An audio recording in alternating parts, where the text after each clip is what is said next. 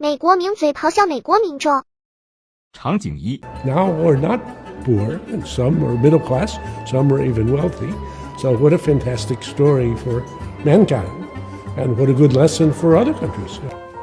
In the last 10 years, the U.S. has been building 500-mile stretch of high-speed rail between San Francisco and Los Angeles.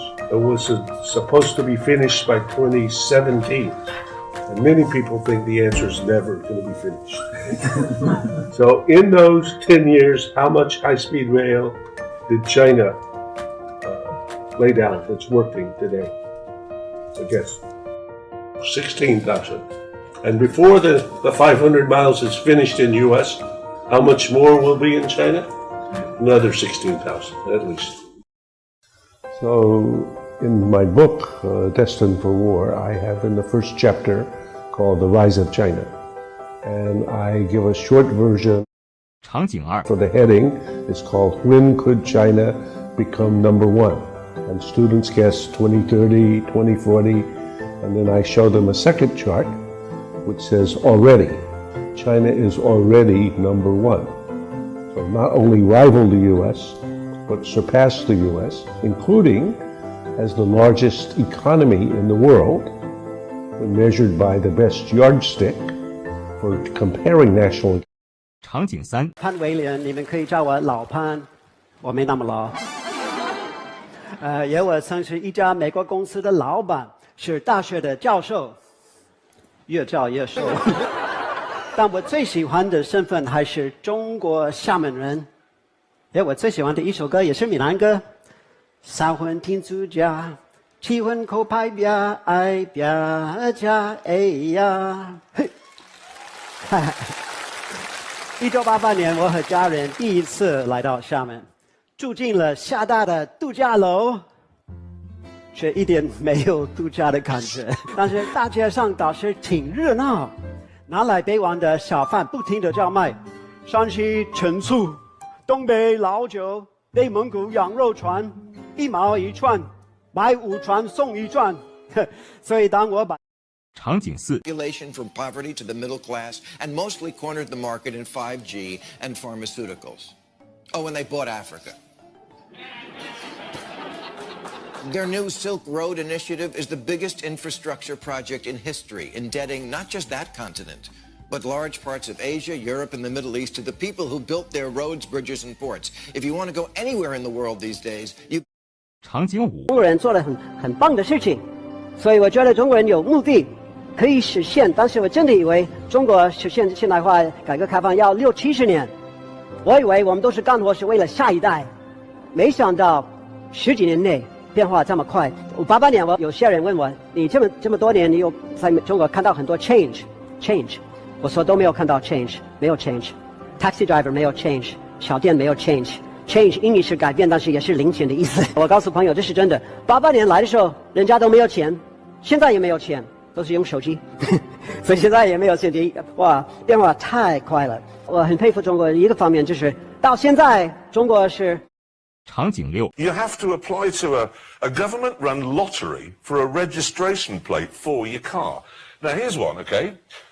In Beijing last year, for every 1,000 people who applied for a registration plate for a car they intended to buy, for every 1,000 who applied, how many do you think actually got one? 500. 200. 600. 300. 3.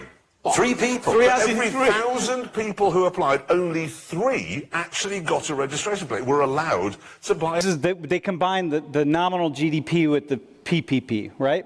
But look at China here. Here's China in the green, right? It's like, yo, man, here we are. Here's China going this way, and by all accounts, the U.S. is going this way, and China is going this way. And this is big. This is big because look at China here. This is dude, when I was your age, sitting in classes, taking my first sociology class, here was China, and there was the United States. China was barely getting off the ground, and just look, man, look at that.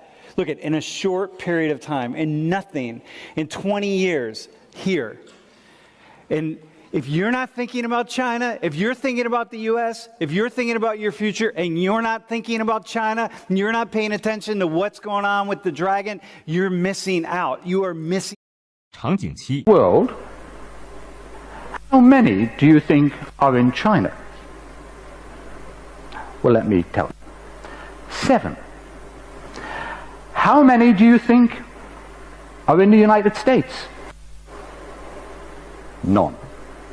How many do you think are in Europe? None. It's remarkable what is happening here. Now, is it remarkable in some senses? Yes, of course it is, but we go back to this point, that China has been a dominant economic power through human history.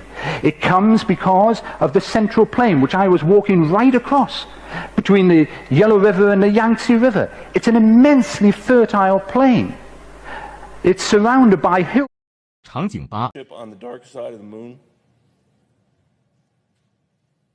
Do you think the Russians don't know that for the first time since John Glenn was sent up to orbit this planet, America cannot put a person into space without asking the Russians to do it?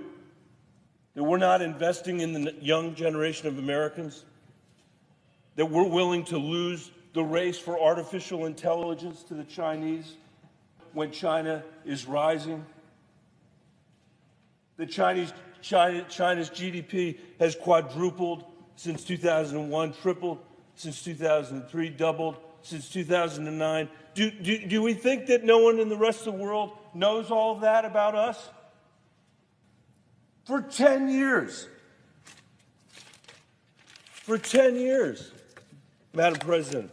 And now we're here with the government shutdown over his broken promise while the Chinese are landing spacecraft on the dark side of the moon. 场景9 This is slightly getting a little bit off topic here, but I was walking around at like 2 a.m. the first week I was here, and I saw like a 16-year-old girl walking around on her phone. I was just stopped like in awe, like holy moly, I've never seen that before. On the phone. You must know I'm coming from a country called South Africa, where crime is a seeing that in China was blowing my mind as well. And let me tell you something, China changed me into not feeling fear for my life anymore. And that is one thing I had in South Africa constantly. So yeah, man, I guess I trust society more. I actually see there's hope for humanity by walking the streets of China and seeing these people respecting each other, how peaceful they are, and basically they are not out to get you, right? Like in my country.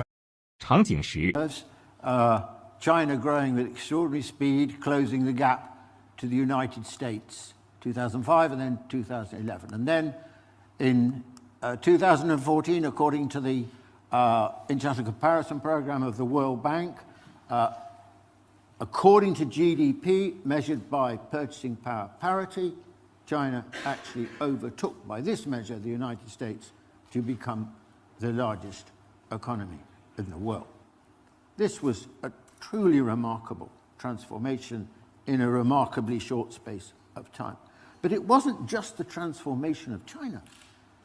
It was also the transformation, or the beginning of the transformation, of the world. Until very recently, the vast majority of the world that live in the developing countries were very dependent on the West for any aid, for trade, for institutions. 真的，美国都没有那个微信账单和支付宝，但是中国有这个，我超习惯这个。然后呢，我的意思是啥？整个世界别人都在说英语，他们应该说中文，你知道为什么吗？因为我们用的衣服啊都是EU来的，我们用的手机都是中国来的，那个小米、OPPO、vivo、华为那个就大部分都是中国的那个区啊。我们现在都有好一点的路都是中国人来修啊。那现在如果没有中国在世界的话，世界的人会有麻烦。场景11 I've been very concerned lately about China. They're in Africa. They're lending money to countries to build ports and different infrastructure. To build what? Port. And what's wrong with that? And well, because countries that need ports get ports. but they're making people dependent on. I mean, I know it's the same thing that we've done, which is no, it's horrible not. around the world. They are far more humanistic than the United States ever was. Really? Okay. Absolutely. Great. So. Let me give you an example. Of course, they are peddling for influence. Yeah. Yeah. But they are non-interventionist. Absolutely non-interventionist in a way that Europeans, the West, has never managed to fathom. The Chinese never asked Apple to go to Shenzhen and produce all the iPhones. It was Steve Jobs that decided that. Yeah? Mm-hmm. It was not China that went to Washington, D.C. and demanded that they buy a third of your national debt. If they hadn't bought it, you would be in serious trouble. Mm-hmm. When it comes to the influence of China outside its borders, it's quite remarkable that they don't seem to have any military ambitions. Instead of going into Africa with troops, colonially, destroying the country, killing people like the West has done for the last 100 years, what they did was they went to Addis Ababa and they said to the government, we can see you have problems. 场景12，你会说英语？说中文。你们不是老外吗？老外啥意思？我是在北京出生的，跟我哥一样，但是我哥的怎么说？他老北京的话比我更浓。我在东四那边长大的，然后他出生时候我们就搬到朝阳那边了，所以这是为啥他说话这儿就少了。我真的出生在北京。那你这中文怎么回事？哎，在啊，一起出去玩，一起做音乐。什么音乐 ？rap。哪一段？I'm in the belly, that's a dirty race. Two out of my jet lag through space. 3 flights now, I'm in a new place. Yeah. Yo, black. The fuck is he saying? Huh? The fuck is he saying? Man got clap back, biz does clap. That's facts. Yeah. 场景13 in the world. In stark contrast, the United States is a descending power. That is, the footprint of the United States is smaller in the world economy with each passing year. I want to show you that there are also similarities between China and the United States. In China, you could divide the society into 3 parts. At the top is the Communist Party and the government it clearly controls. Underneath that are the private and publicly owned enterprises, the things that make the economy run. And at the bottom, the working class. In the United States, what's at the top are private capitalist enterprises, the big businesses that we all know run this society. Underneath them are the parties and the governments that they control. And then at the bottom, again, the mass of the working class. It's been the job of the politicians and the government to keep all this working. And they have done. 场景14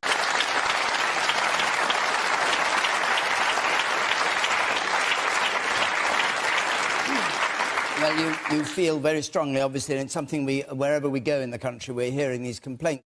场景15 In the mid-90s, maybe not where we'd all like to be, but it's come an extraordinary distance. Also, China at that time was, at least from our point of view, was focused mainly in China. Now China plays a leadership position for the world in many different areas, and so it's like a different country. If you were to come in when I did and you went to sleep for the 25 years and you were parachuted back in, it would be unrecognizable. As if you were. 场景16 That's the impression. It's a really huge country with a lot of people, I guess. It's just so different from Europe, so I would like to see how people live.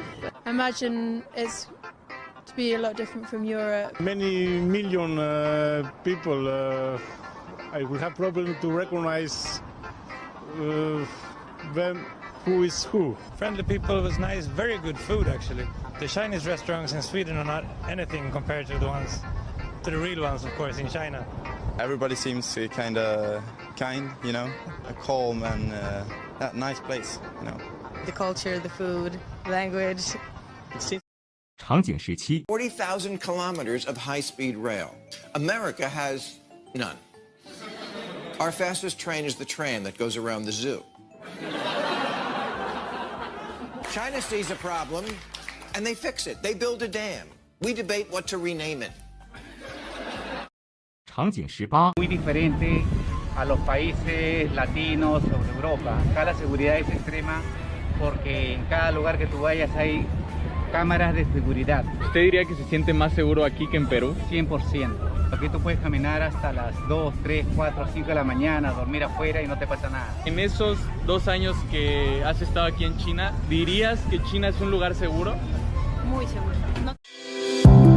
Preview.